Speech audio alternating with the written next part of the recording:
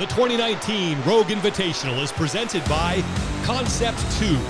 Concept 2 is a family-owned business of athletes and fitness enthusiasts dedicated to providing innovative, high-performance training equipment. Concept 2 indoor rower, skier, and biker.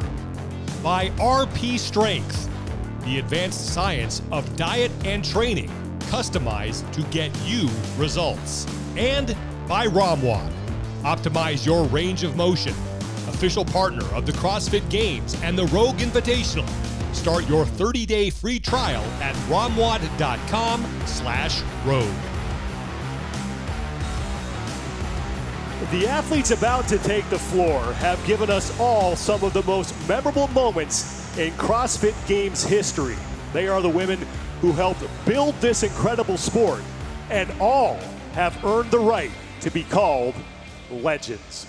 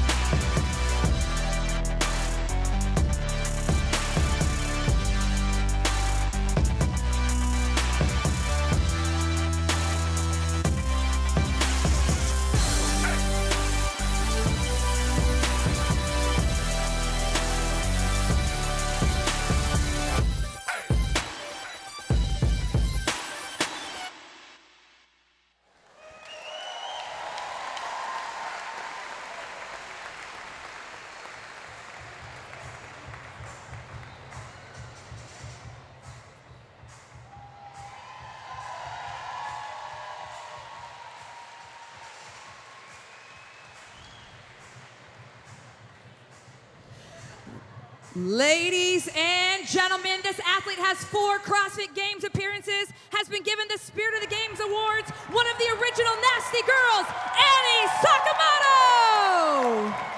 This next athlete has 7 CrossFit Games appearances, 6 as an individual, 1 on a team. Welcome, Kristin Atkins! She took 2nd in 2008. She took the top spot at the CrossFit Games in 2009. Tanya Wagner!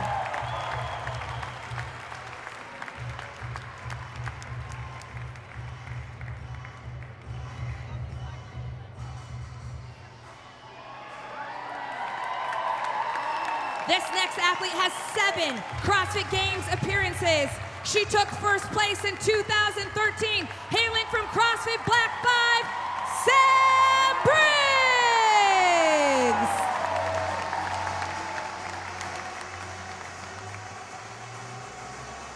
She has 6 CrossFit Games appearances, took 2nd place in 2011, took a 1st place finish in 2010. Give it up for Kristan Clever!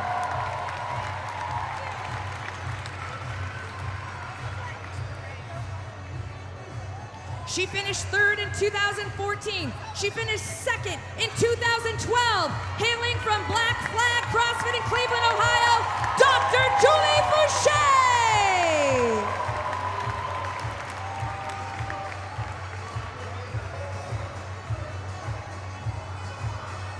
This athlete has a whopping 11, yes, 11 CrossFit Games appearances. Give it up for Rebecca Boyd Miller!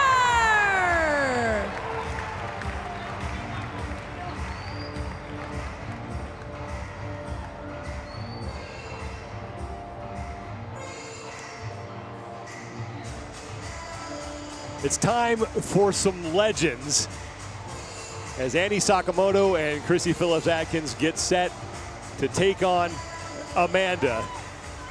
It's a workout many of us have done in our own gyms, ring muscle-ups and squat snatches. And it seems so simple when It you look at does. it on paper. but it is somewhat diabolical, and there is a reason why it is the workout that these legends are doing here at the Rogue Invitational. For more on that, let's go down to the competition floor and Rory McKernan.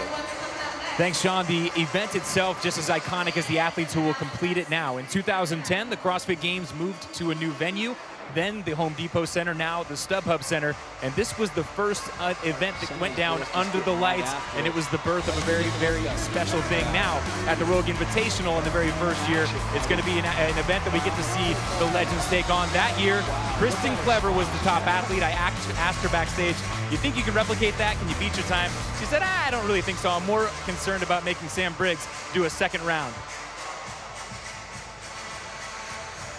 Thank you, Ro, and here are the legends who are on the floor. We saw them get introduced and saw that great tribute video, and 3 of them are champions. We have Kristin Clever, the last American woman to stand atop the podium of the CrossFit Games, Samantha Briggs, who's qualified as an individual yet again, and Tanya Wagner, who is the 2009 CrossFit Games champion. And there is Kristin Clever, who I think there's a chance that maybe she beats her time from 2010. You know what? The thing that's great about her is she just goes out and does her thing. She's always been that way, and sometimes it ended her up on top. I think it's just going to be fun to watch these guys do what they do, and it's not about are they going to beat their score. It's just seeing them back out here. Julie Fouché, I mean, just amazing stories that these people have brought to CrossFit. They are our history. The most amazing thing about her, again, competing with a ruptured Achilles through 2 events after she ruptured it with a big old brace on her leg. I mean, unreal.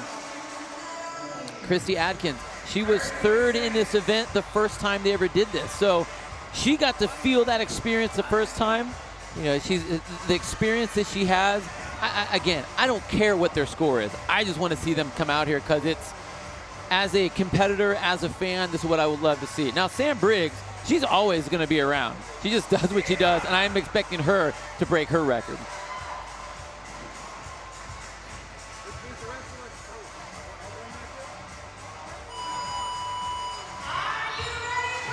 Legends are underway.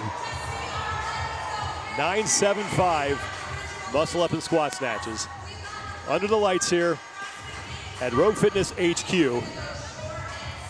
And as you heard Ro talk about, it's a throwback to the very first event under the lights at that iconic tennis stadium at the now StubHub Center in Carson, California.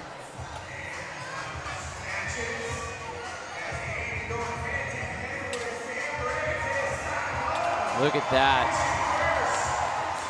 Sam Briggs and Christy Phillip Atkins and Becca Voigt onto the squat snatches, as is Kristin Clever. And Sam Briggs is just in a touch and go that 95 pounds, as is customary for her. As she should. The nice thing about this event for someone like Samantha Briggs is it's not real heavy, so she can just rep this stuff out. Now, one of the nicest things that I can say about Sam Briggs is look at the way she's moving. If we would have been talking about this back in 2010, 2011, one of the things that we always said was not the fact that she's so good, but it's how can she move so bad and still be so good. She has changed up the way she moves so much. I mean, those are great squat snatches, really beautiful. When you're dealing with an event this familiar, what are your keys? You know what I mean? If you're really racing this, you got to go. It's not the numbers are not high enough to really slow an athlete down, especially at the top end. But yeah, the other thing you want to have is really fluid transitions. The rest that you get from one element to the next element is when you're walking from the bar to the rings and from the rings to the bar. So don't run back if you're not ready to go. Make that transition count because that's your rest. So Samantha Briggs, no shot there. She is the leader through 25 of the 42 total repetitions, and she will now work her way back for her second set of squat snatches at 95 pounds. Again, Samantha Briggs has already qualified as an individual to the CrossFit Games, and a lot of the women who are in this Legends category said, hey, how did she get in here? Yeah. How's that fair? It is hard, I think, if you look at some of these athletes that have been out of the game for 3, 4, 5 years, whichever, and then they're going up to some, still going up against some of the best athletes in the world in Becca Voigt. in Samantha Briggs. But I think for them, it's really fun because they do get to be on the floor with them, and that's important. Annie Sakamoto, who made her CrossFit Games debut in 2011 when she finished in 9th place overall. She was then 23rd in 2012. Took a break and then came back to competition in 2016 in the 40 to 44-year-old Masters division. Finished 2nd that year and then 3rd in 2017. And Samantha Briggs is now on her final set of muscle-ups. You know what, Samantha Briggs, what's amazing is the first time she did this, she was 20th in that competition in 2010 when they did this event with a time of 12:17. 12:17. That's incredible that she's this much better. That's what I mean. Like the way she's learned how to move has just been such a massive improvement. It's crazy.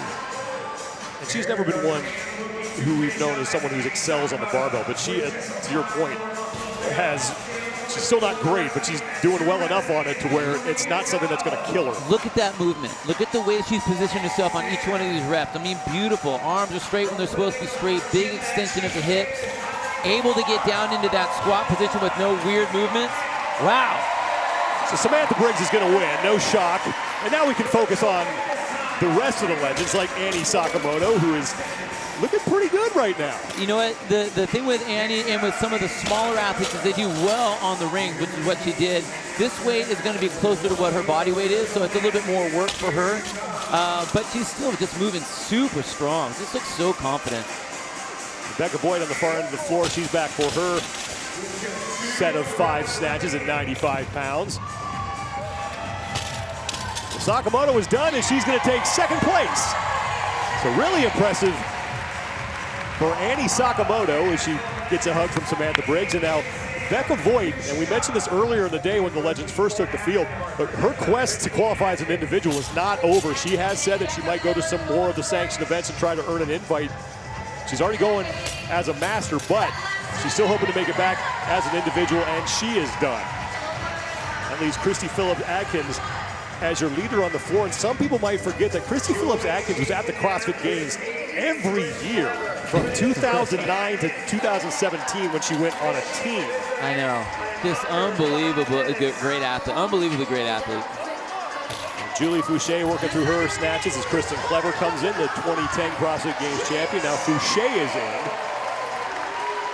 So it's Tanya Wagner who's left on the competition floor, and she is on her set of 7 muscle-ups.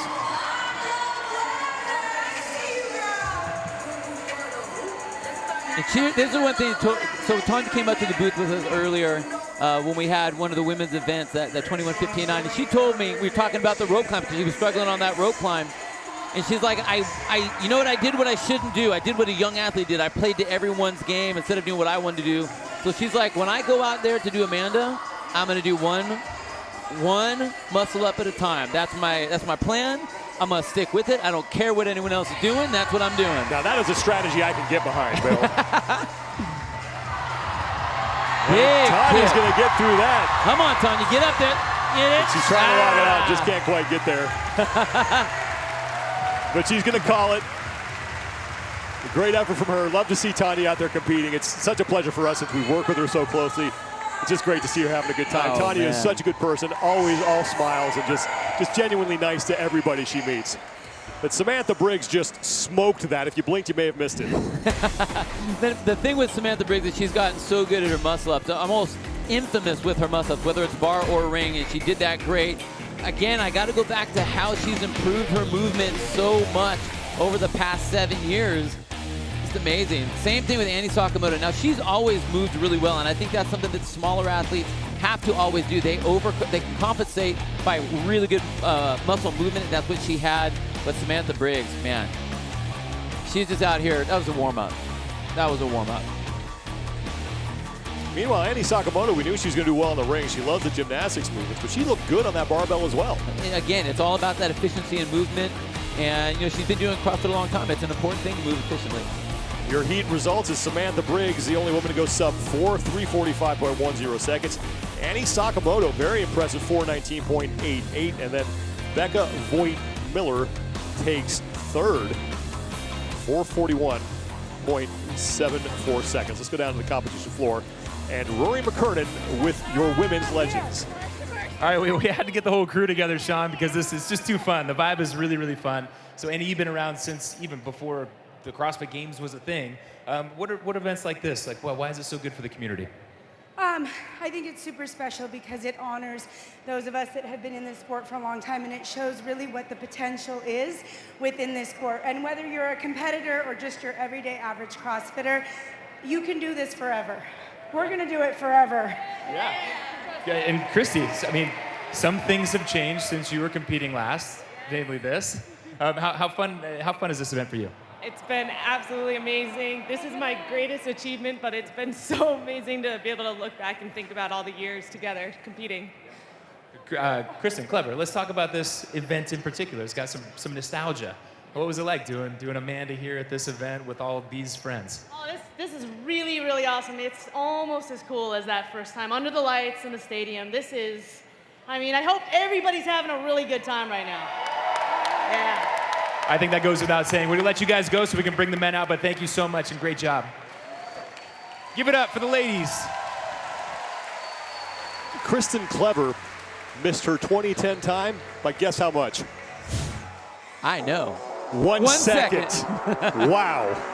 It's a great performance from the women. The men are up next in the Legends category. We'll have it for you when we return to the 2019 Rogue Invitational.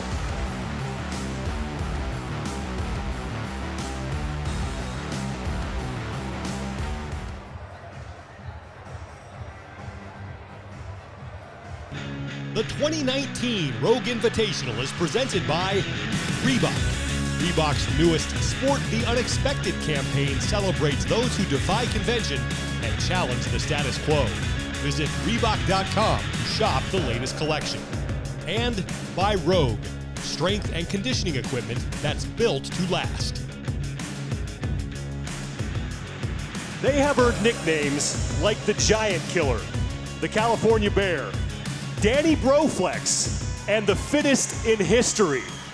Their accomplishments inspired many of us to take up CrossFit in the first place and to try and be better than we ever thought possible.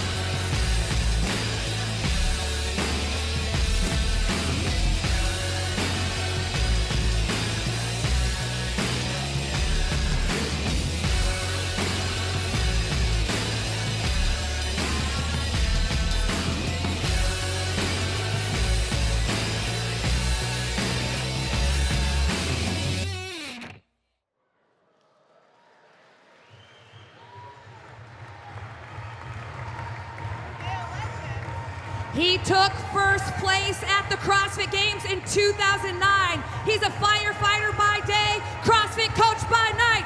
Welcome, Miko Salo!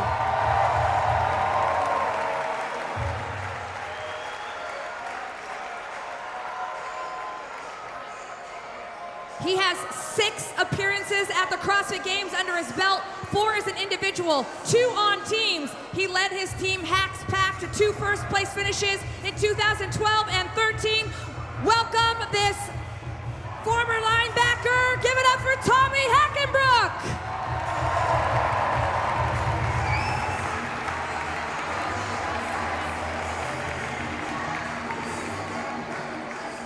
He took 3rd at the games in 2007. He took 2nd in 2008. Please welcome one of the original fire breathers, Josh Everett!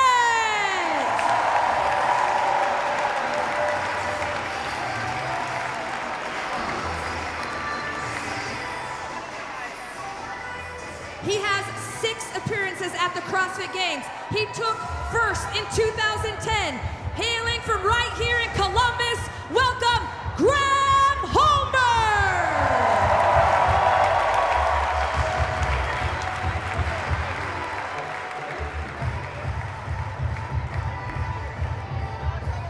This next athlete needs little introduction, but we're going to give it to him anyway. He has 9 Games appearances. He's 4-time individual champ, 3-time affiliate champ from CrossFit Mayhem in Cookeville, Tennessee, Rich Froning!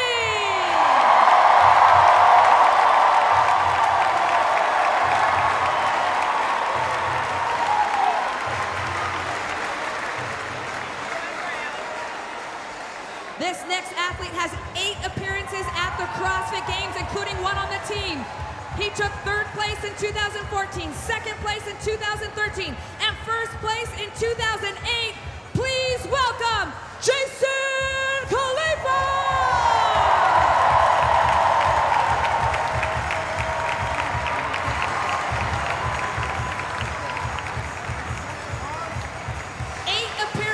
For this next athlete at the CrossFit Games. He finished 3rd place in 2010. Hailing from CrossFit Park City, welcome Chris Spieler!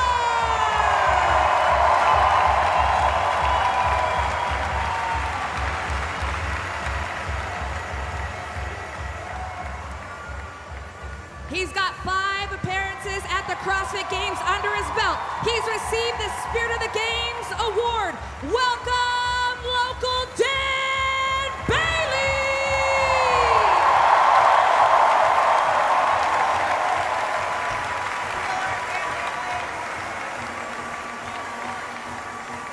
He's got 6 appearances at the CrossFit Games. He finished 2nd place in 2012. He competed on Team USA for the inaugural CrossFit Invitational. Please welcome this firefighter, Matt Chan!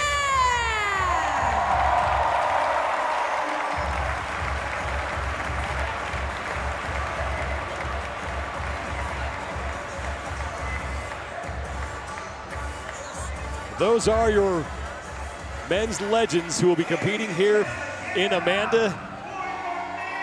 Dan Bailey, one of them, next to Chris Spieler. I mean, this is the who's who of CrossFit athletes. Some of them will be scaling. You're never too legendary to scale, and for more on that, here's Rory McCurnell. That's right, Sean. In fact, a mentor and friend of the show, Mr. Pat Sherwood, has long been an advocate of the phrase, reject ego, embrace scaling. Now, here on the largest stage, you're going to see some of the top athletes from yesteryear do just that. Nico Salo, a hurt shoulder, he will be power snatching. Josh Everett will be split snatching, which is a treat and difficult thing to do in and of itself. The point being, with CrossFit, you can take it into your later years, but you got to be smart. You can't let your ego rule the way.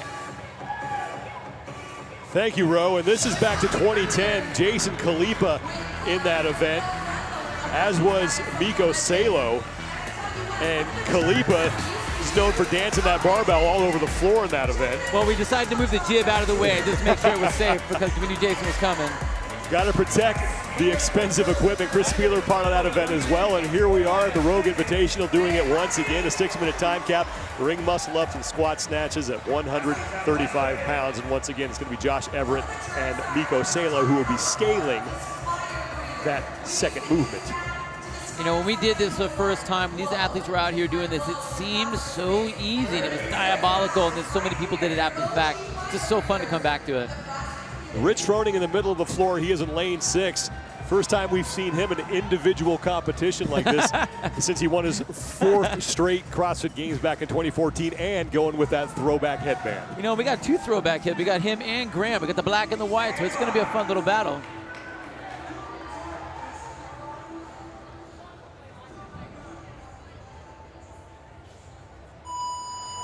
Second event for the Legends is underway. It is Amanda.25. And keep in mind, Rich Froning, about an hour ago, just did a whole bunch of muscle ups. Yeah, well, you know, he's older now. He's so much better. So it'll be interesting to see what he does.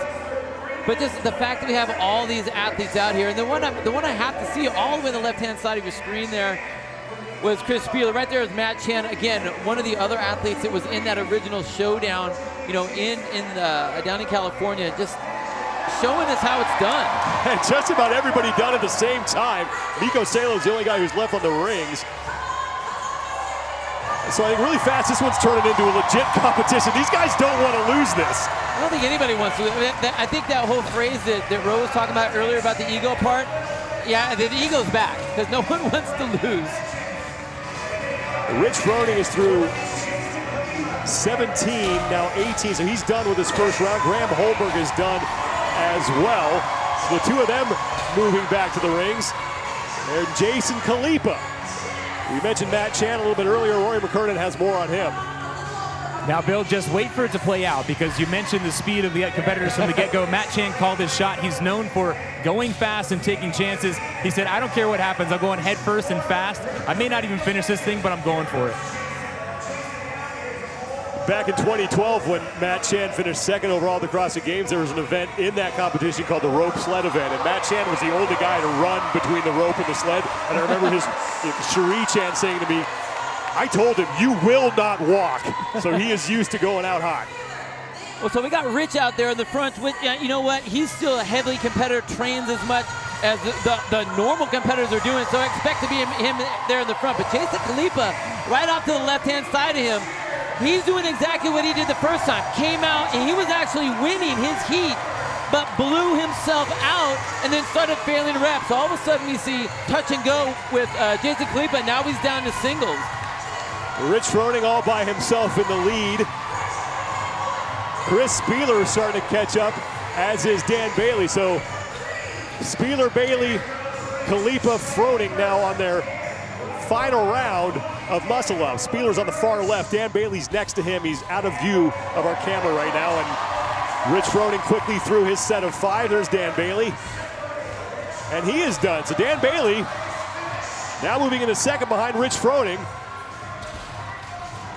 Bailey on the left, Froning on the right. And Rich Froning taking a look down at Dan Bailey. You know what? Everybody wants to mess with Dan Bailey, even in the middle of a competition. That's amazing. Rich Froning back in familiar territory, and that's winning an individual event. Dan Bailey's going to finish second. Oh, yeah. And here comes Chris Spieler ahead of Jason Khalipa, and now Khalipa's in. Graham Holberg is your leader on the floor. And you know, hey, I got to say something about Chris. He beat his time. He beat his That's time from back in incredible. the day. But he did what he always does. He moves so well on those muscle ups and then, you know, just handle it singles on those snatches. Tommy Hackenbrook on the right side of your screen is on his final set of snatches as Graham Holberg comes in. The beard plays, Bill. It really does. I like it. Plus the headband. He's rocking that white headband again. I like it.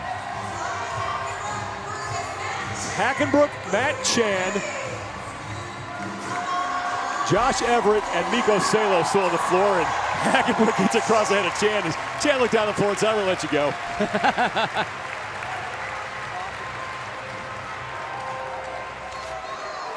And here comes Josh Everett. We mentioned the split snatch. That was something he was known for. Yeah. Well, and the reason he said that he did it was because he didn't have the flexibility in his shoulders. He wasn't able to get that tilt of his torso, so this allows him to be more upright.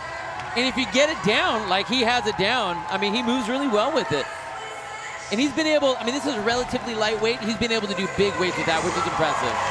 Josh Everett is in, and Mikko Salo is back for his set of 5, and he is power snatching that weight.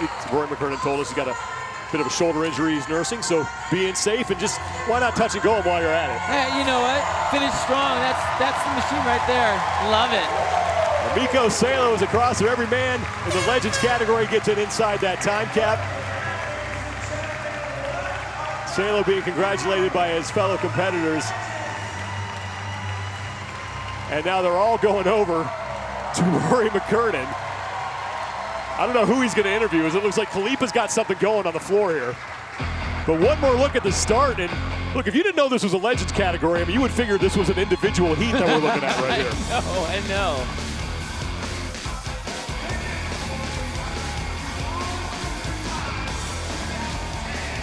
Man. I was amazed at these guys being able to touch and go 135. I tell you what, there aren't many times when we're doing this stuff up here, Sean, that I get like chills watching it. This isn't a final. This is an event, and I'm like a little schoolboy right now. Well, I don't know if I'm really excited. when the last time was we ever saw, or if ever, we've ever seen this collection of athletes on the floor at the same time. Never.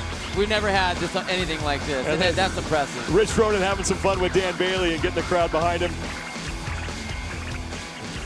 Froning, 2:52.33 seconds as both he and Dan Bailey go sub-3 as Chris Spieler, Jason Khalipa, and Graham Holberg rounding out the top 5. Let's send it down to Rory McKernan, who is with Matt Chan.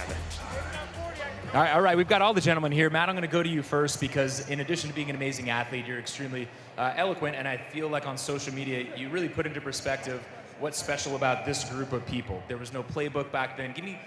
Run that down. What was so important about these athletes to the sport of fitness? Well, first of all, I want to say thank you to all of you guys. For the last 10 years, 11 years of the CrossFit Games, the one thing that's always been constant is you, the fans. Thank Bill and Katie for having us, the legends, and having the outlet to do this. This has been such a great experience for me, and I know for every one of these guys because of both Rogue Fitness and the fans. So my big take on the legends is that this group of people had the opportunity to set the bar high, very high, with integrity, with sportsmanship, with camaraderie. We made a blueprint so that you guys could see the sport of CrossFit excel to what it is today. And I thank God for the opportunity to be a part of that with these people and you people. So thank you. Mr. Spieler, come here, Chris. Your last retirement was very iconic, your departure from the tennis stadium. How does it feel to be back on the competition floor with these guys? You know, it's funny, we've all been talking about how we know we're not gonna let each other down, but we're psychos, so we worry about letting you guys down. And, you know, Amanda at the Home Depot Center was like such a vivid, awesome memory for all of us. There's this sense of we don't want to try to replace it, but you guys did us justice, and this doesn't replace but rivals every bit of it. So thank you so much, guys. Come here, Mr. Bailey. You're here with the legends. You're recovering from injury. But these guys rival any individual competition that you could be in. How, depending on how this weekend goes, can we expect to maybe see you make a run back for the CrossFit Games? What do you guys think? You know, we'll see how my body handles it. That's going to come first. My health is going to come first before the fitness. So I'm taking it one day at a time. If God puts it on my heart, then I'll go back there. But I'm so grateful for all these guys here. They were all there in 2010. I didn't make it that year, so they all inspired me in 2011 to get to the games, compete in the Open, and pushed me to get to where I got today. So thankful for all of you guys. Thank you so much.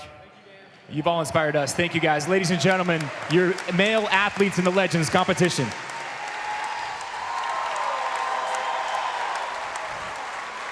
After 2 of 4 events in the Legends competition for the men, show you the standings. Why not? We are keeping score here. I mean, there's Dan always a Bailey, score. 180 total points as he leads Graham Holberg and Jason Khalipa. Chris Spieler sits in 3rd place. And it's Tommy Hackenbrook in 5th. He's 22 points up on Matt Chan. It's been so far a memorable night here at Rogue Fitness. Fantastic moments in the team competition. Legends did not disappoint. Back to the individuals. We'll close out day 1 of the 2019 Rogue Invitational when we return. Back inside the Rogue Fitness headquarters in Columbus, Ohio, the 600,000 square foot facility, as it's time to break some records.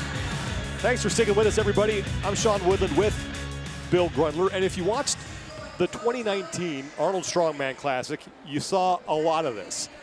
Trying to break the records in a 1-rep lift. And it's going to be Leifa Ingalls, she's in the front, and Kristin Rhodes going after the 1-rep press record on a single dumbbell. The crazy thing about that, they have to get that dumbbell up, then press that. So there's actually like 2 pieces to this movement. We saw what they did in the Arnold Strongman, how they were able to move that weight. The fact that they tied and then Rogue decided to bring them out here to showcase that and have them go for a record is I think pretty cool. So they both get to, they have 2 shots. They're going to go for that one lift. If they both get that that one dumbbell, then they're actually going to go up again. So they're going to do a tiebreaker. The woman who gets the record will earn $5,000. If there's a tie, they will split it.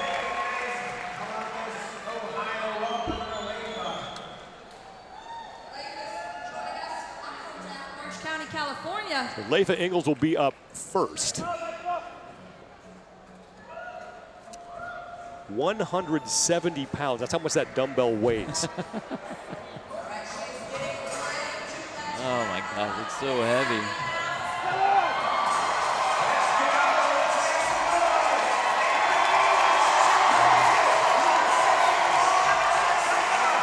$170 for Khalipa Ingalls.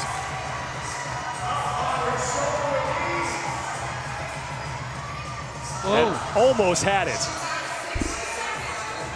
That's 170 pounds with one arm. I know a lot of guys who can't do that with 2. I mean, that's lifting a human right there, between your legs up to one shoulder. Ingalls almost had it. She and Rhodes tied with 2 reps at 165 at the Arnold Strongman Classic back in March. That was here in Columbus as well. Now we're here to finally decide who gets the record. And Ingalls is looking for 1 good rep at 170.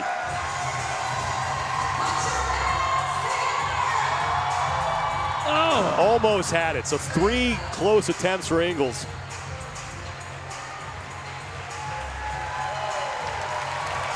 And she's going to call it. And that'll bring out Kristin Rhodes.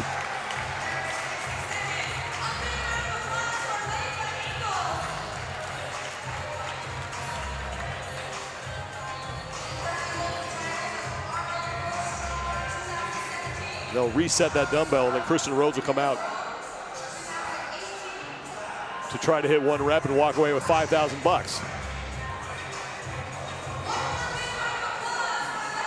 A lot of money riding on those reps. You know, you get that up there, it's like they're handing you money. Now, these 2 women had an impressive battle in the record breaker event on this lift back in March in Columbus. Here comes Kristin Rhodes. She gets 1 rep at 170. She will win the $5,000.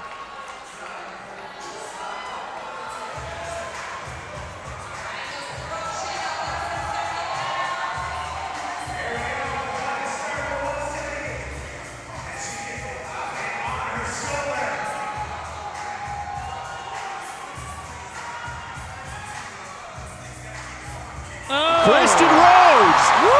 That's a $5,000 lift, Bill. Man! Oh, she's got so much more left in the tank on that.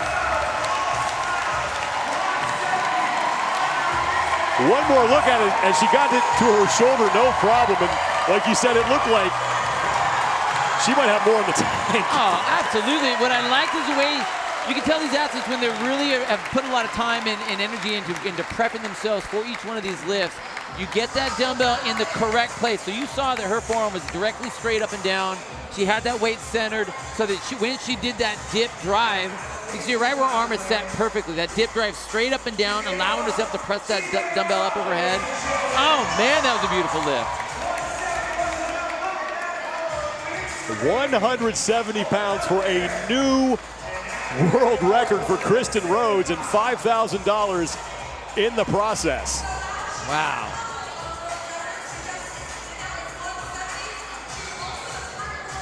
We're going to roll the 175-pound dumbbell out now. I'm telling you, the way that went up. Why not? Well, why not 1? But I think she's going to be able to get this one too. She gets that dumbbell in the same place, does that same drive. That was a great lift. Now it's about breaking the record that she just set. 175 pounds on a dumbbell in the middle of the floor.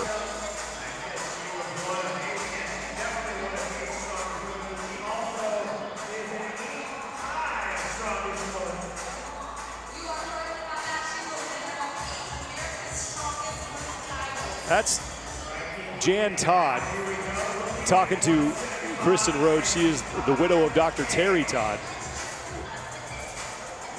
Jan is really the one right now who's leading the strongman charge. She and her husband were basically responsible for putting that sport on the map, really pioneers of strength training and the sport of strongman.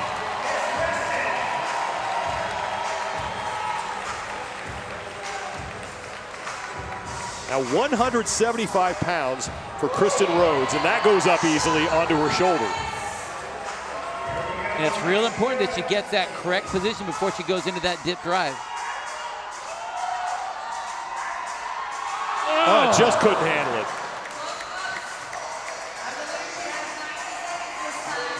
Still has some more time to make another run at it. She's already set the record at 170 and earned $5,000. Now it's a matter of just giving herself a little insurance.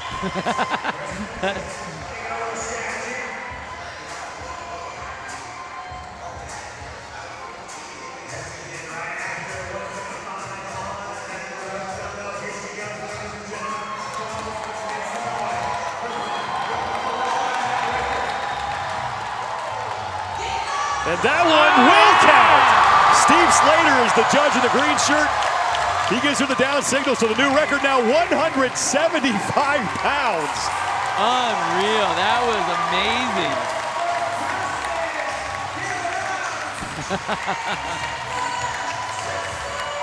What an incredible night here in Columbus, Ohio. And it started with a team competition, moved into the legends, and now the record breakers giving these fans something to cheer about. And we still have one event to go for the individuals. And we have another record attempt coming up as well. 175 pounds for Kristin Rhodes. Unbelievable. This is the second attempt that counted. And again, you can see how she kept her torso straight up and down when she went for that big push. Straight up and down, good snap, and just able to press that. Got that dumbbell up high enough to where she could actually use that push. You didn't see it come down like it did on that first attempt. Beautiful lift. Slight little arch with the back to get herself underneath that dumbbell. Man, that's a lot of power right there. That is a lot of power. And she is congratulated by Latha Ingalls, who tied her at the Arnold here in Columbus back in March. The two of them with two good reps at 165 pounds. But Kristin Rhodes is now your world record holder at 175 pounds on that monster dumbbell.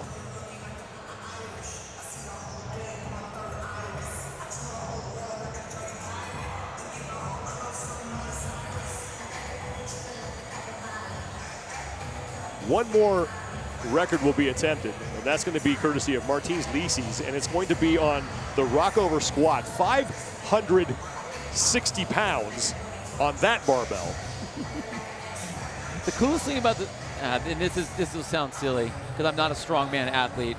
I wish I could be a strongman athlete like these guys, but the coolest thing about these events is the implements that they use are so big and so heavy that they almost look cartoonish. Like if I was to draw a superhero lifting up heavy weights, it would be some big round barbell, weights like that attached to the barbell. And these athletes are able to move these things around with numbers that just boggle my mind. 3 people, the weight of 3 people at one time, and they're just moving them around like that. It's amazing. And if you watch the 2019 Arnold Strongman Classic, you would see these guys lifting 400-pound rocks, and then it would take 5 dudes to move it back to where it needed to be after they dropped it. It's incredible the strength that they have, but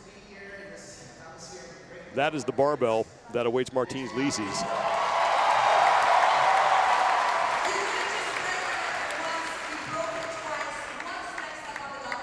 We'll have his world record attempt here coming up in just a second. We'll take a quick break, and we will be back at the 2019 Rogue Invitational here in Columbus, Ohio.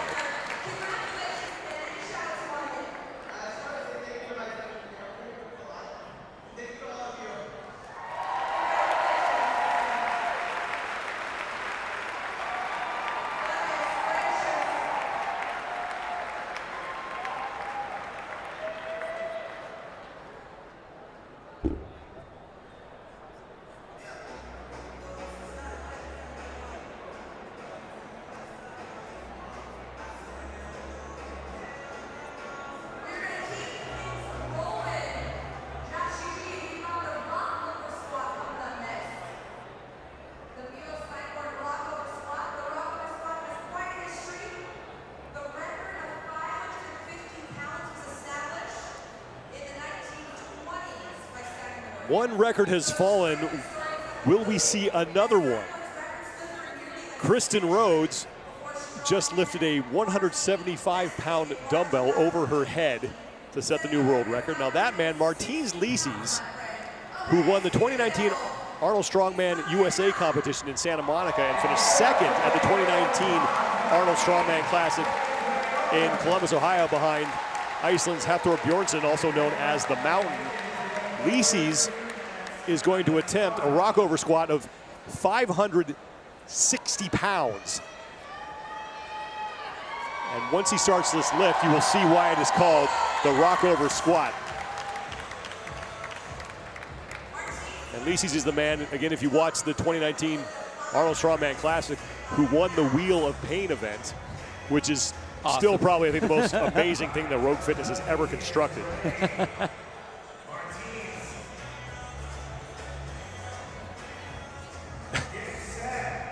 So Licis now has to tilt that up, get it on his shoulders, squat it, and then tilt it back down.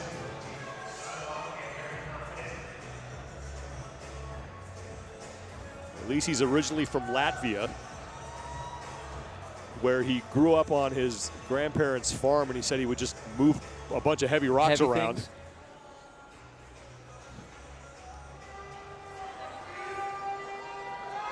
Moved to California and has been training under the tutelage of Ode Haugen, a strongman legend.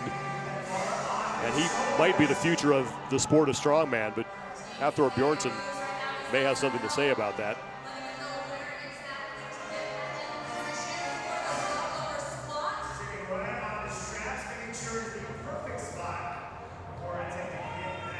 Licis will lever that up. And he knows he has it.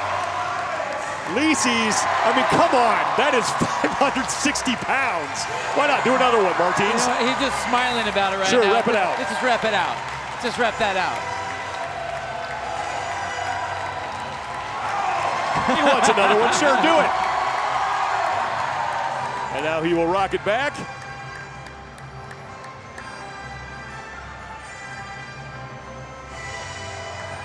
And Martins Licis, with a little showmanship. And we saw the same thing from him at the Arnold Strongman Classic. So that weight was 565 pounds. So that is the new record. And Martins Licis, he's going to cash a check for $5 grand. Oh, man.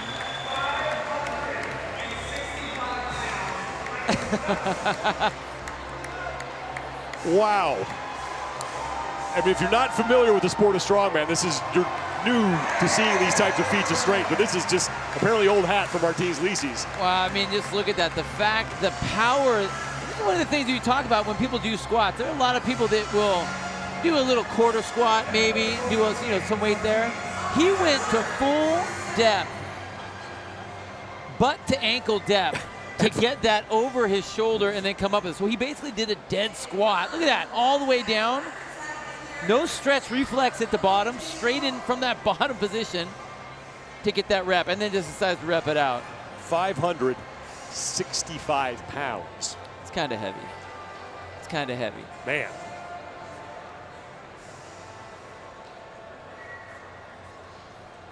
Dun, dun, dun, And dun. then finally showing off for the crowd. And he had a great celebration during the 2019 Arnold Strongman Classic when he climbed the Wheel of Pain to celebrate his victory in that event. So Martins is no stranger to showmanship, and now no stranger to world records as he sets a new world record in the rockover squat at 565 pounds. We still have more action to come here from Columbus, Ohio. Don't go anywhere. The final event for the individuals is coming up next. It's Amanda.25.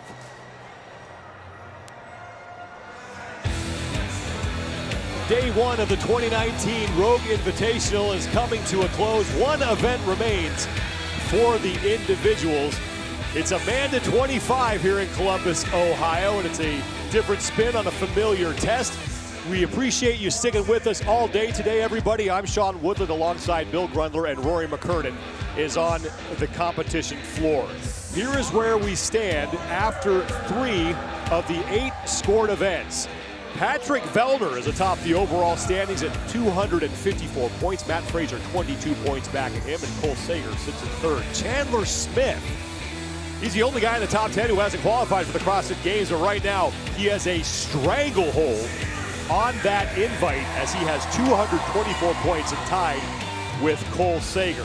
Amanda.25, we're adding rounds on the back end of this thing. And it's really not that big of a deal. It's still going to be so fast. 9.75, that's regular Amanda. 3-1, same deal. Ring muscle ups in the squat snatch for 135 for the guys. This is about speed, and these guys will be moving. After this event, we will be at the halfway point for the individuals at the 2019 Rogue Invitational. The first of 2 heats are getting set. Adrian Moonweiler in lane 4 will not be on the competition floor as he is withdrawn after 3 events, so there will be a blank, empty lane in lane 4. But Chandler Smith in lane number 2, man, this kid has been impressive so far. It's been amazing to watch him work, and it's not even just the fact of him getting into the games, but now he's sitting in 4th place overall. Unbelievable job.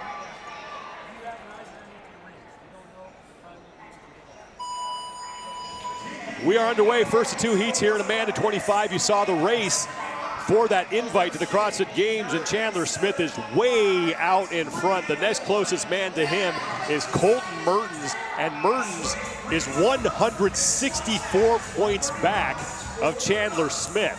I mean, I just can't see anyone being able to make up that sort of a deficit, but the fact that he's in 2nd place in that position is unreal. Now, all these athletes, they got to go on this one. And, you know, we talk about what the keys to this particular event are going to be. It's you have to go. I don't think that you can really hope to do very well if you're going to do these in singles. You got to go crazy. Now, the next part is that fluid transition. You got to be able to make your rest and recover when you move from the bar to the rings and from the rings to the bar. Those that are going to do that are going to have an unbelievable finish. That's Jake Fry next to Casper Gamelmark. Fry closest to the camera with the gray shirt. He's one of the guys who's trying to chase down Chandler Smith. Man, Chandler Smith is just not waiting around for anybody. He is done with his round of 9 and now back to his round of 7. And he is your leader here in this opening heat. Colten Mertens on the right of your screen has got to start beating him by wide margins in these events. Put this in perspective. Chandler Smith could sit this event out. Colten Mertens could win it, and Chandler Smith would still have a 64-point lead. Oh my gosh. In that race for the invite. And what I hope that does for Chandler Smith is really give him that confidence. I mean, he keeps wondering if he's supposed to be here with these big-named athletes. And even though he's in this first heat, he's not in that main heat, but he's sitting in 4th place overall. Only 20 points behind Vellner. Like, that's an amazing position for someone like him to be in. Smith is your leader through 30 of the 48 reps here.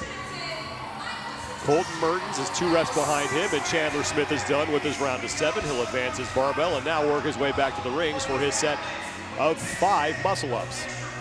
And again, you can see how Smith is walking back, chalking up. That's your recovery time. It doesn't make any sense to run back and then sit there and wait. So get back there, then get yourself back up on those rings because you got to do them unbroken. And here comes Colten Mertens. He will join Chandler Smith on his round of 5 ring muscle-ups. Chandler Smith, just 1 regionals appearance in his career, but it was a memorable one. That was back in 2016, and there was an event that required them to deadlift 405 pounds multiple times, and he just ripped that thing off the ground like it was an empty barbell, and that's when we really first noticed Chandler Smith. And he was in a qualifying spot for much of that competition, but unfortunately, he would finish 9th overall, and he is looking for his first ever trip to the CrossFit Games. And he is now on his set of 5 squat snatches at 135 pounds.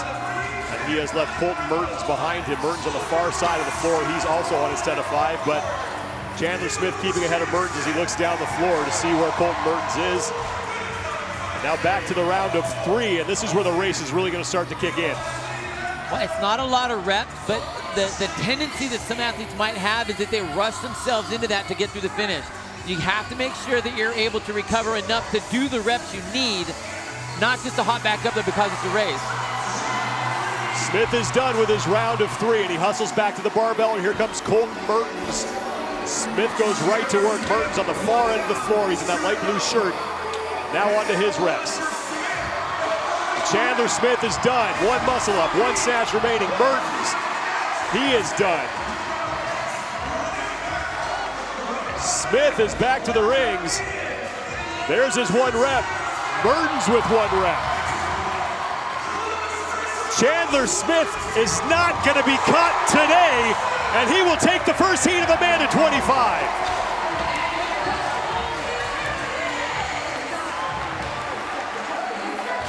Mertens will come in 4 seconds behind him.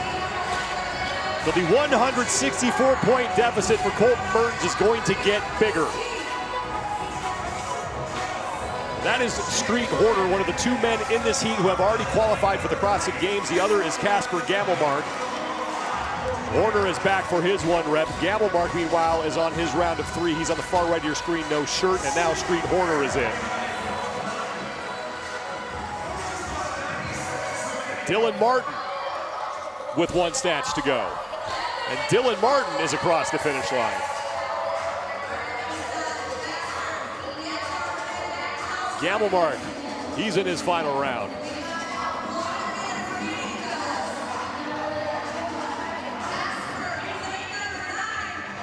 One final snatch for Casper Gamelmark, and he is in. Jake Fry, he's on his round of 3. He has to advance his barbell and then work his way back to the rings. Jacob Pfaff is the other man on the competition floor. He is on his round of 3, and we've talked about this throughout the day. These guys walk into any gym in the world, and they're most likely going to smash everybody in there. I know. I mean, it's distorted. When you watch these events with some of these athletes, it's a really distorted view.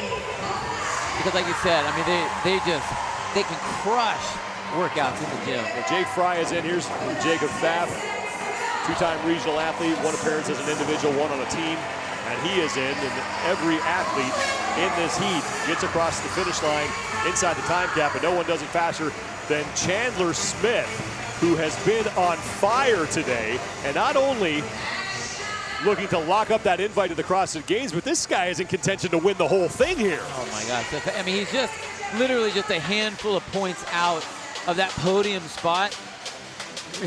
Real impressive showing by Chandler Smith. And again, I hope that what he remembers is that, like, he's supposed to be here. He has the talent, and he's showing that.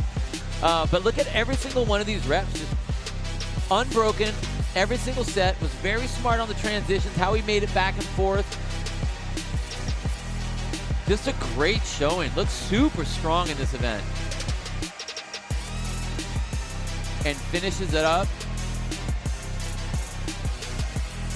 I mean, he kept that tempo, kept that pace the whole time, and just look, that's a lot of poise in that event. A lot of poise for a young guy.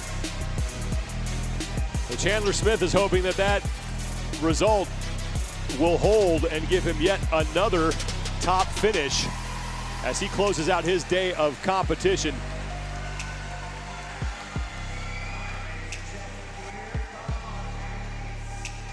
Now, Chandler Smith did win the event by 5 seconds over Colten Mertens. The sign on your screen was incorrect. So Chandler Smith does have the top time we were told. We'll have to sort this out because the official results are different than what we saw on the floor. The results that were being shown, so we'll get that sorted out. But it did look like Chandler Smith won that heat. Again, here's the event. Amanda.25 is we had 4 reps extra on the backside of this thing. So just like what we saw the legends do with the 3 and the 1 at the end of that, ring muscle up and a squat snatch. All of these athletes have done some version of this event in the past. Most of these athletes have done it probably at the 185 rather than the 135. So we know everyone has the ability. They're going to push this event. Here are the athletes in the second and final heat of Amanda.25. Matt Fraser currently comes in second place overall. He's 22 points back of Patrick Vellner, who is your overall leader after 3 events. And I'm just super impressed with how Pat is composing himself in every single one of these events. We talked about what confidence does, and he has those 2 wins, or those 2 higher placings over Matt. I think that's a big deal. This is a, I would say, relatively gymnastic event, which he's good for. So this is going to be a great event for him. But when you have someone that doesn't like to lose in someone like Matt Fraser, I mean, you know he's going to be putting the pedal to the metal. I don't think he likes coming in second place ever. I don't think he likes being in second place. And I think he really wants to go hard on this, and he's going to.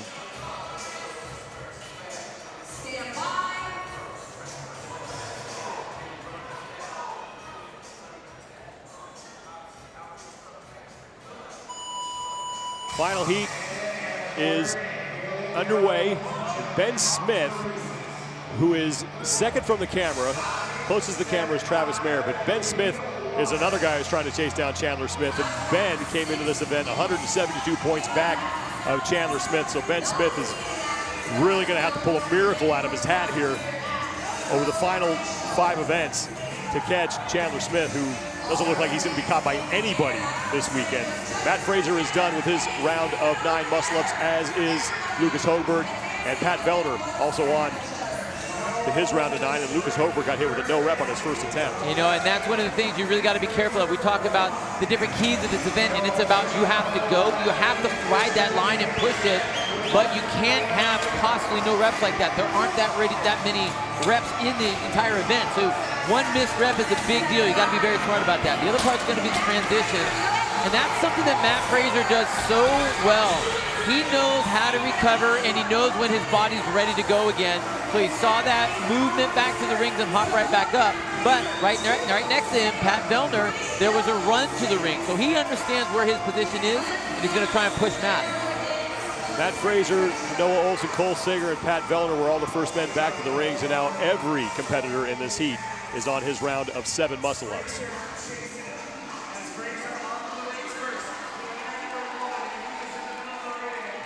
Fraser back to the barbell. This is his round of 7 squat snatches. Remember, earlier in the day, it looked like Fraser won the opening event, but he got hit with a 10-second penalty because when he exited on his initial run, he took the wrong route. And so he was docked 10 seconds. That knocked him out of the top spot. That's why he did not get credit for the event win in Go-Ruck earlier today. And Matt's unbroken in all of his sets, and he looked like he was actually picking up the tempo. That first set of 9 looked very comfortable. That set that they just did, he's starting to put that pedal down, almost to the fact where he was pushing Pat Vellner, and Pat broke that set up, trying to recover. Matt didn't need the recovery. Fraser first back to the rings. Sager and Vellner were right there with him. Noah Olson and Scott Panchik, he's on the far side of the floor in the blue shirt. They are all on their rounds of 5. As Matt Fraser is out front here as he works on his 5 squat snatches at 135. Look at that. Trying to make up that 22-point deficit on Pat Vellner and put himself on top of the overall leaderboard. With Fraser first back for the round of 3 ring muscle-ups, and here comes Pat Vellner. Looking like Fraser actually might be done before Vellner hops up. He's through 2, and now 3, and that's the first rep for Vellner. But Matt's he's riding this perfect. He's riding that line, just staying just under, because you saw he almost failed that rep. Almost failed it, but he's able to pull it together. Fraser's through 3, and now just 2 reps remaining.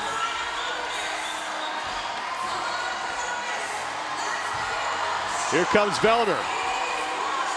So Vellner just trying to stay as close as he can to Matt Fraser and not surrender too many points. Fraser is going to smash the top time. One final rep. Matt Fraser takes Amanda.25. That was a great race between those 2 guys, and I think that was good for Matt to see that. Good for him to push it, but Pat Vellner right on him. Same thing, Cole Sager. 5 seconds between Fraser and Vellner, less than 5 seconds. Cole Sager then about 6 seconds behind Pat Vellner. Panchik comes in ahead of this man, Noah Olson, who is now across the finish line. Ben Smith just continues to lose ground in that race for the final invite as he is on his round of 1. Saw Travis Mayer come across the finish line. Rasmus Anderson is in. And there's Ben Smith. Smith running back to the barbell. Lucas Hogberg, meanwhile, is on his round of 3 squat snatches. And Hogberg, he came out hot in that first set. And that's the thing, you really got to know your capacity. If you don't have the capacity to push the limit with some of these top guys in certain events, you got to run your race, and that's what's important. I think he just imploded early or in the middle of this event, which now he's paying the price for it. Learning experience for Lucas Högberg as he has already qualified for the CrossFit Games. He finished 21st worldwide in the Open. Now he has 1 rep remaining, and the men will be done with day 1 of competition. Högberg hits that, and he is in.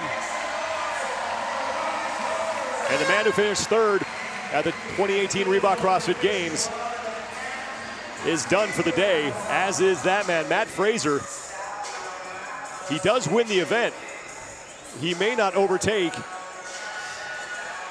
Pat Vellner for the overall lead. In fact, he will not. So unfamiliar territory for Matt Fraser. 4 events, Bill, and he's not winning. I know, it's really weird, but all these guys, it was about going and about how fast they can go and how smart they could do that. Pat Vellner came out hot, he looked great. Lucas Högberg came out hot, he looked great. Matt looked, he was moving enough to where he could do his movements unbroken, and he increasingly picked up the tempo through each one of those rounds, and that's what was most impressive, I thought, with Matt. He actually started running more and more and more as those rounds were going underway, and man, he hammered it. Rode that line perfect. We saw him almost miss that one rep, but great finish from Matt on this day. Let's go down to the competition floor. Rory McKernan is with Matt Fraser. All right, Matt, a fun race there for us fans to watch. It looked like you rode the line just perfectly. Did you like how the strategy played out there? Yeah, obviously I'm happy with the results. I paced it a lot more in the beginning. Last time I did Amanda, I think it was like 2014, and it hurt a lot worse. So I throttled it back. Once I was in the 5s, okay, time to put it down. So a little bit unfamiliar territory. I can't remember the last time you weren't leading the competition after the first day. What are your takeaways from the first day of competition here at Rogue Invitational? I came into it knowing it's a win-win situation for me. Either the competition goes well, and I know what I've been working on for the last couple months is working, or if it doesn't go well, I know what to put on the drawing board for the next 3 months. So I'm walking away from this happy no matter the results, so we'll see what happens. All right, Matt, thank you very much. We'll see you tomorrow. Ladies and gentlemen. So Matt Fraser takes the event win in Amanda.25. Chandler Smith continues his march to Madison. And it's Pat Vellner who sits atop the overall standings at the halfway point. Women up next in Amanda.25 from the 2019 Rogue Invitational.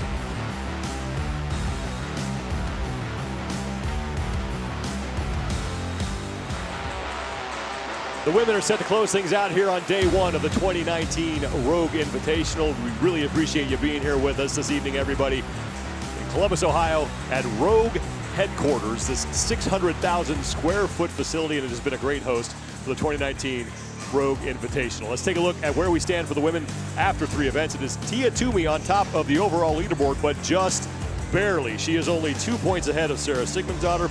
Annie Thorisdottir sits in 3rd, and it's Kristin Holte and Brooke Wells rounding out the top 5. As far as the race for the invite is concerned, it's Corinne Schrum who has the lead now, 76 points. She is 26 points up on Lauren Seaver for that coveted invite to Madison, Wisconsin. I'm Sean Woodland alongside 2009 CrossFit Games champion and Legends competitor Tanya Wagner and Bill Grunberg. Tanya, let's start with you. You've actually been able to compete now in front of this audience and here in this atmosphere. What's it been like for you so far? Tonight has been awesome. The crowd's electric. You just feel their energy. So anything these ladies have left, they're going to get it. They're going to pull it out from the crowd's going to pull it out of them.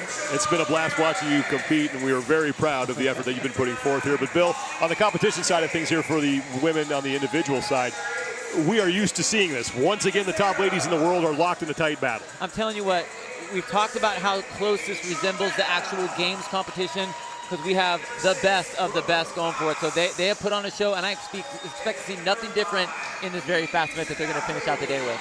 It was a blink for the men. It's Amanda.25, and a couple years ago we added some rounds to start, and that was Amanda.45. This one, though, we're adding rounds on the back end. And all that does is make it super fast. We know that Amanda's fast anyway. You're only adding 4 reps, so it's not that much. It's going to be quick. Yeah, and these ladies still have it. They have enough in the tank right now, but the biggest thing is the 3 and the 1. They're just the mental reps. Because you know it's 1. The first one always feels a little funky, but that last one can also get a little funky too. Exactly. Here are your lane assignments for this first of 2 heats. The 4 women in the middle of the floor, Dani Speegle, Fisa Goffi, Brooke Haas, and Katie Trombetta, they have all already qualified for the CrossFit Games. In lane number 3 is Corrine Schrum, and she right now would get the invite from this event.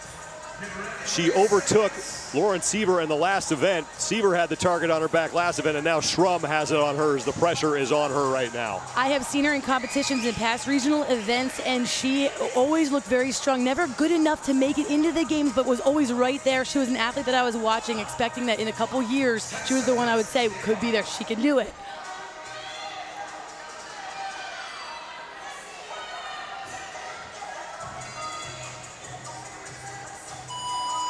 We are underway in this first of 2 heats. In the final event of the day, the 4th scored event at the 2019 Rogue Invitational. We will have 4 more tomorrow, 8 total for the individuals. Here in Columbus, Ohio, Corrine Schrum, middle of your screen. She is the woman who right now would get the invite from this event to go to Madison, Wisconsin. You heard Tanya talk about her regional experience. Schrum has been to the regionals 5 times in her career, 3 times as an individual, twice on the team. Her best finish was last year when she was 9th at the East Regional. And Schrum already took a break, and it was a little longer than I would have expected in round 1, but that could be a very experienced move. You break early so that you can really hammer the back end. That's what Matt did in the last heat. Same idea, so that could be a very smart move for her.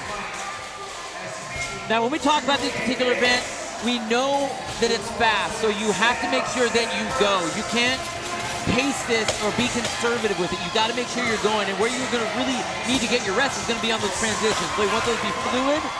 Try to recover as much as you can. Don't run back if you aren't going to get right back to work. Walk back, recover so you can get to those reps and do them as unbroken as possible, or at least break them up the smart plan that you have. Katie Trombetta is through 18 of the 48 reps. She's in the blue top on the right of your screen. Fisa Goffi in the dark blue top on the left side of your screen. She is on her round of 7 muscle-ups, and now Brooke Haas in the tie-dye shirt. Another woman who has already qualified is back to the rings. Rachel Garibay is on the bottom right of your screen. Garibay currently sits in 2nd place in this heat. She's a couple reps behind Katie Trombetta. Garibay taking a break to chalk up as we approach the 2-minute mark here. And it is Fisa Goffi who is back on the barbell for her round of 7. She and Katie Trombetta are fighting for the lead here. Colleen Lahane is up there as well. She has just started her round of 7. And Fee, being a little bit smaller athlete, short in stature, a lot lighter on the ring, so she's able to really make up a lot of time on the muscle-up segment, but she moves really well for those snatches as well. So even though she was doing singles, she was moving quick. Katie Trombetta in the light blue top. She is still your leader. She's through 32 of the 48 repetitions. Brooke Haas sits in 2nd place. She's in the tie-dye shirt. Fisa Goffi is now actually in the lead. We have a mix-up on the hat on top of the screen. It's Fisa Goffi who is first back for her round of 5. Katie Trombetta now sits in 2nd place. Look at those muscle-ups, super smooth. Her hips get so high, it really helps her get up over the rings. And again, this is that being calm, the fluid transitions I was talking about. Come down, relax, walk, and compose yourself so you can grab the bar and get right to work.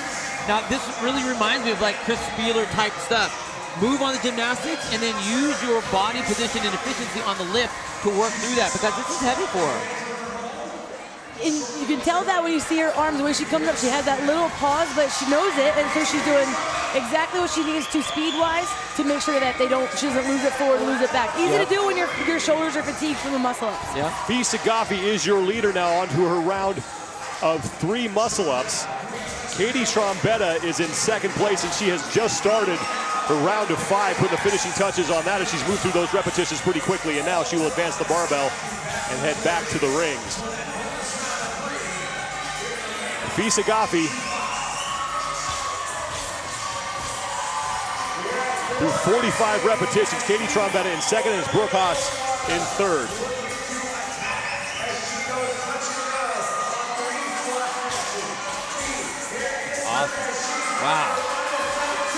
50 total repetitions here. The 2 remaining for Fisagafi. Katie Trombetta trying to hang on to second place and hold off Brooke Haas. Rachel Garibay is in 4th. Fisagafi hops off. She has 1 rep remaining at 95 pounds. And Fisagafi will hit that, and she will take the opening heat. Katie Trombetta just wrapped up her round of 3. She has 2 reps remaining. These final reps are the ones that can get a little hairy in your head, but mentally, because you know it's just one. When we talked about that earlier with the guys, it's like, you know you only have a couple left, and sometimes that will put you onto the ring or put you onto the bar way before you would normally, or the ready would be smart, yeah. Brooke Haas, your leader on the floor, along with Rachel Garibay. The good news for Garibay is she is one of the women who has yet to receive an invite or qualify for the CrossFit Games, and she is ahead of all the other women who are vying for that spot right now. So Rachel Garibay looking to make up some ground. Colleen Lahane hits her final lift, and she is across.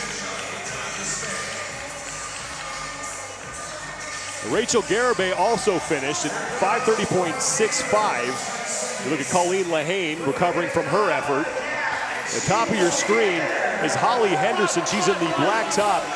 Corinne Schrum is going to get time capped.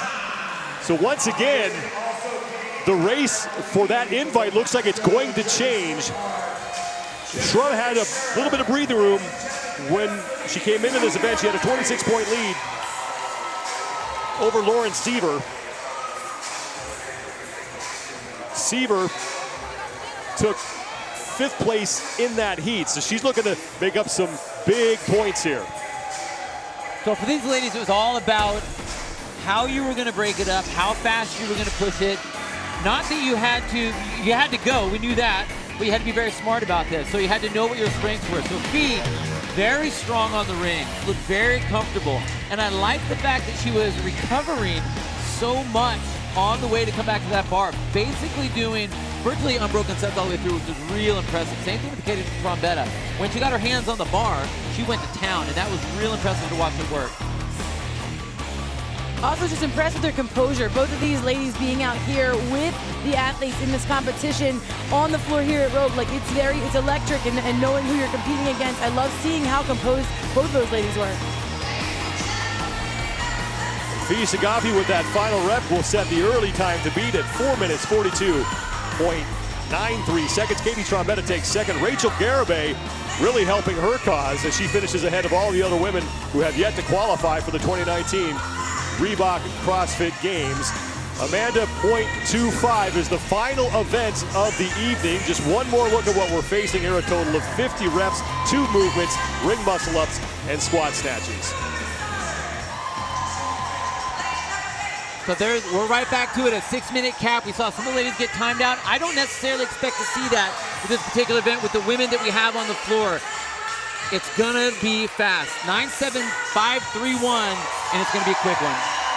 These ladies who are at the games, they know they've done it with the 45, so this one's gonna be even faster. They know certainly what this event is going to feel like. Here are your lane assignments. The 10 women in this second and final heat. Tia Toomey is your overall leader, 262 total points. She will be in lane number 5. Sarah Sigmundsdottir, who really looked impressive in that last event, is just 2 points back of her. And Annie Thorisdottir, who will be in lane 7, right now sits in 3rd place overall.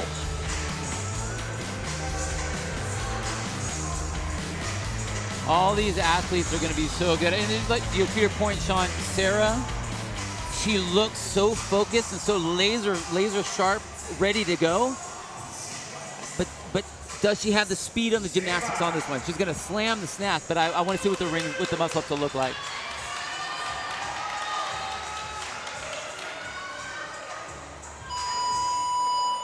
Final heat of the day. Amanda.25, 50 total reps. And we could see the overall lead change once again here. at the halfway point of the 2019 Rogue Invitational. 8 total scored events. This is event number 4. So just like in that first heat, the key to this is going to be about going fast. They have to move. One of the athletes that has the ability in this particular event is going to be Carrie Pierce. Gymnastic ability is so strong, and whenever there's a heavy gymnastics element, she always does really well. Plus, we know she's got those bomb-proof shoulders, very strong with the snatch, so she's really going to be able to move quickly. And then again, the second part of this key is going to be that fluid transition. She knows how much to push herself, especially with gymnastic-style movements. I think she's going to look really well overall. Handful of athletes on that lead pace, and Sarah Sigmundsdottir and Tia Toomey have been trading the lead back and forth. Well, and that's the thing, but you talk about Carrie Pierce, but I'm watching the ladies who are holding on to the snatch bar, and I think a lot of them, they already are, and I think they will. So for Carrie Pierce, she will have to even pick up that speed even more on those rings. The top 2 women in the overall standings are first back to the rings with 7 reps here.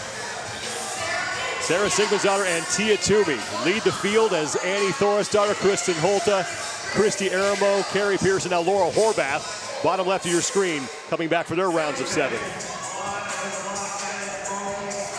Yeah, Tia looks good. The top 2 women in this heat, top 2 women in the overall standings. Tia Toomey on the left, Sigmundsdottir on the right. There's nothing better than a perfect race right here in this round because, man, this is the round that hurts. This is the one that you're already through one, and now you have to look at what speed. Is there going to be a speed change? Did I go a little push? Did I push a little too hard in the 9s? But when you're head-to-head, all that goes out the window. I know. Tia Toomey with a slight lead over Sarah Sigmundsdottir here on the round of 7 squat snatches at 95 pounds. Toomey will be done first, advance her barbell, and now it's the round of 5 as Sigmundsdottir is done. So a slight lead now for Tia Toomey as she looks to hang on to the overall lead here at the halfway point of the 2019 Rogue Invitational. But look at what Tia is doing. Chalking up, slowly walking back because she knows what she needs to do when she needs to get to the ring. She didn't even look around. Now, a lot of the other top competitors will look to see where everyone else is. She's just doing her thing. Blinders are on. She knows her body and her pace, and that's what she runs against. She's just so fluid. I love watching her because she moves so well. The efficiency. She's so efficient. No wasted movements at all. No extra movement. Toomey done with her 5 ring muscle-ups, now onto her 5 squat snatches. Sigmundsdottir, meanwhile, has slowed significantly on her round of 5 ring muscle-ups. She's breaking those up as she failed her last rep. And that's the price you pay if you push too hard. Yes, it's a race, and yes, you need to get going, but if you get into the tank, then you're stuck in recovery mode. You're not in race mode anymore. It's so hard to throttle back, though, in the energy in this room, the under the lights, the environment. That first set always feels so good, especially on muscle-ups or pull-ups. Like, the first set is the one that feels good. It's after that. Tia Toomey on her round of 3. As she is starting to really put some distance between herself and Sarah Sigmundsdottir. Kristin Holte, meanwhile, is threatening to overtake Sigmundsdottir for second in this heat. 3 squat snatches should be no problem for your 2-time defending fittest woman on earth, Tia Toomey. Time to beat, 4:42.93 seconds, belongs to Fee Sagafi, but I'm guessing for not much longer. Wow, look at that. It just looks like, I'll just make our way back here. I'm just in training mode. Tia Toomey, 1 rep to go. And Tia Toomey takes Amanda.25 and earns 100 points in the overall standings. I love that fire. Love seeing that in her. Man, so good. Sarah Sigmundsdottir, meanwhile, just closing out her round of 3 squat snatches. She and Kristin Holte now are locked in a battle for second place. The 2 of them getting back to the rings at the same time. Holte is in the pink shorts on the top of your screen. They get done at the same time. 1 rep for each. Holte there first. Kristin Holte will just beat Sarah Sigmundsdottir across the finish line, and here comes Carrie Pierce in 4th place in the heat.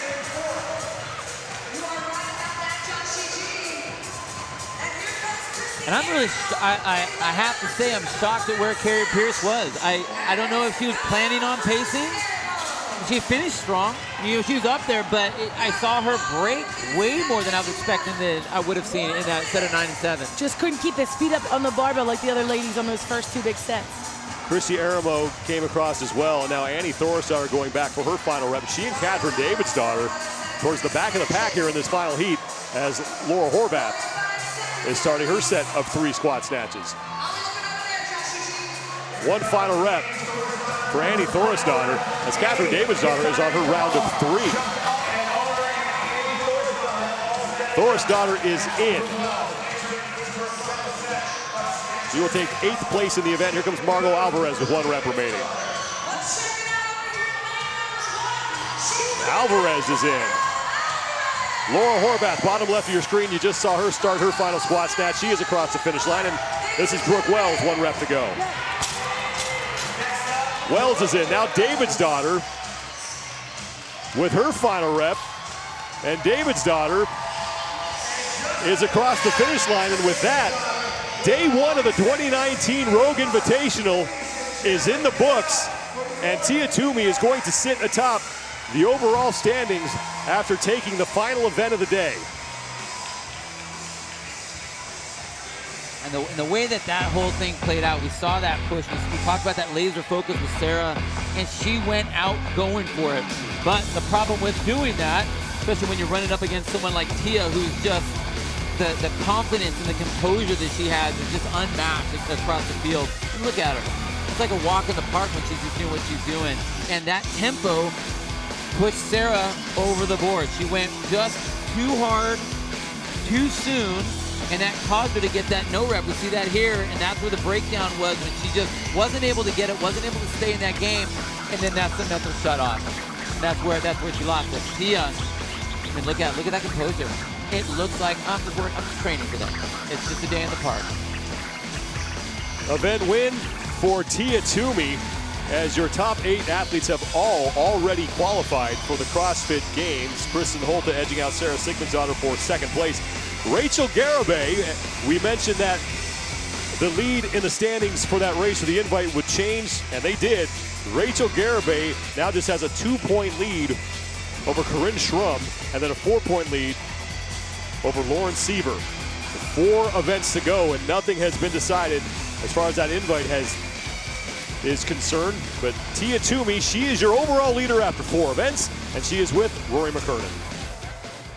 Tia, we were speaking about how you pace an event like that, and you're saying when it's going to be sub 5 minutes anyways, you just go out hard and you kind of play it by feel.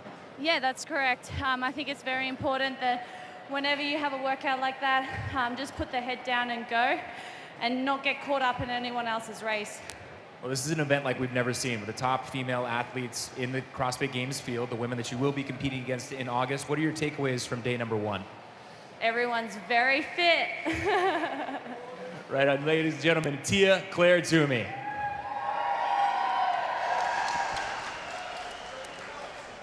Here are your overall standings at the halfway point of the 2019 Rogue Invitational. It's Tia Toomey with a 22-point lead, make that over Sarah Sigmundsdottir.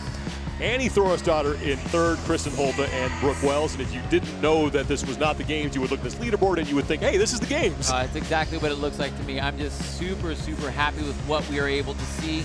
And also that second race, that trying to make it into the games. It's rare that we see it so low on the leaderboard, but it's just as exciting.